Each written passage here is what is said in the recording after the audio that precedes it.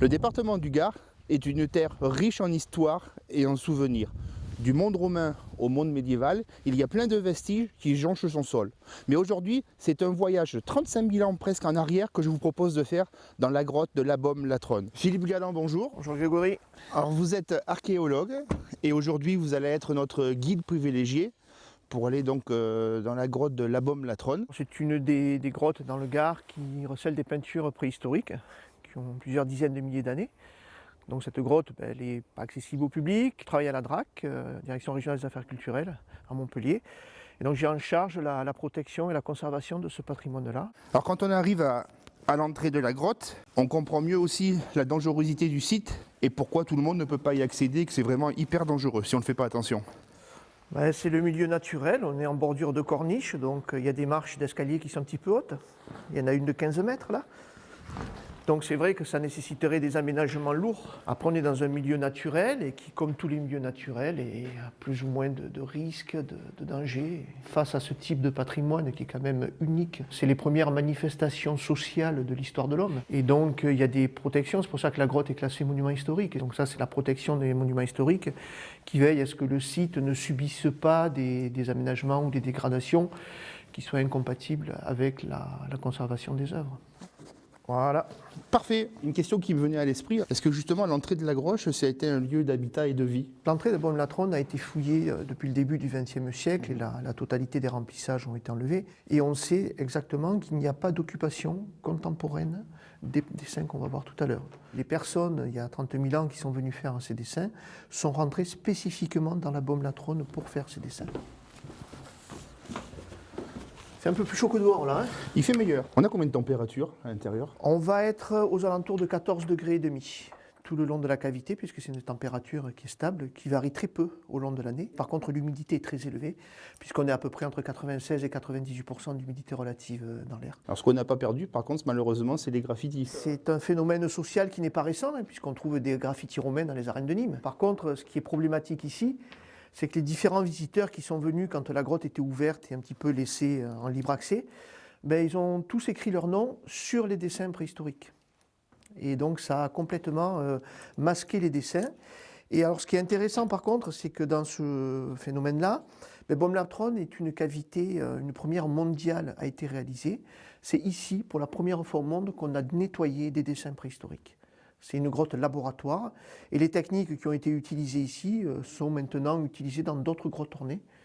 Mais voilà, donc Abom-la-Tronne, elle est la première sur plein de choses. En 1940, c'est à partir de là que des jeunes lycéens de Nîmes, ils étaient 4, ont fait une désobstruction spéléologique. Ils ont creusé la terre qui comblait la galerie. Et au bout d'une vingtaine de mètres, ils ont débouché dans la suite du réseau. Et c'est en explorant ces galeries qu'ils ont identifié en tout cas la présence de dessins qu'ils ne savaient pas préhistoriques au départ. L'information est allée jusqu'à Toulouse, au laboratoire du comte Bégoin, qui a envoyé sur place 2 de ses collaborateurs et ont authentifié la découverte en disant que c'était vraiment préhistorique. Donc là, on est dans la partie basse du réseau. On va maintenant cheminer dans les galeries qui vont nous conduire jusqu'aux peintures, dans la salle terminale. Donc là, on arrive dans la salle où se trouvent les dessins préhistoriques. Et là, on est juste à l'entrée de la salle, au débouché de la galerie d'arrivée. Et on a le premier panneau qui est constitué par 4 empreintes de main qu'on appelle positives.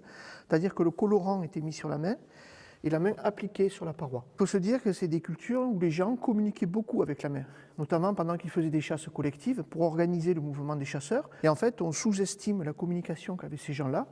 Et ces mains, qui ne sont pas des mains fixes, c'est-à-dire qu'on a vraiment des mouvements glissés ou appliqués ou crantés, et donc on s'aperçoit que c'est probablement un message, lequel on ne peut pas le dire.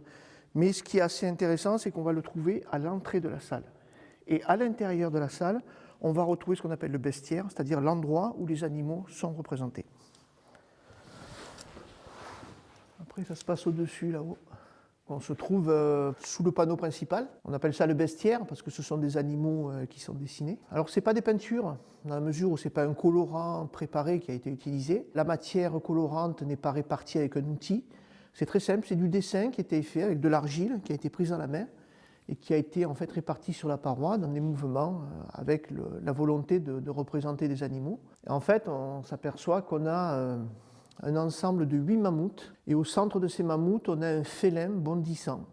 Alors ces figures, quand on les regarde, elles sont soit très archaïques, on pourrait dire simpliste, et certains artistes y voient quelque chose de très évolué dans le côté art, dans le côté représentation, schématisation de l'animal. Et ce qui est intéressant, c'est de voir qu'en fait, le même animal, par exemple, le mammouth, il est dessiné 8 fois, mais vous n'avez aucun qui se ressemble. Mais en tout cas, ce sont des animaux qui ont été observés par les hommes, puisqu'on va retrouver des détails, comme par exemple au bout des trompes, on voit les appendices de préhension, qui sont les 3 doigts qu'ont les proboscidés pour amener la nourriture à leur bouche.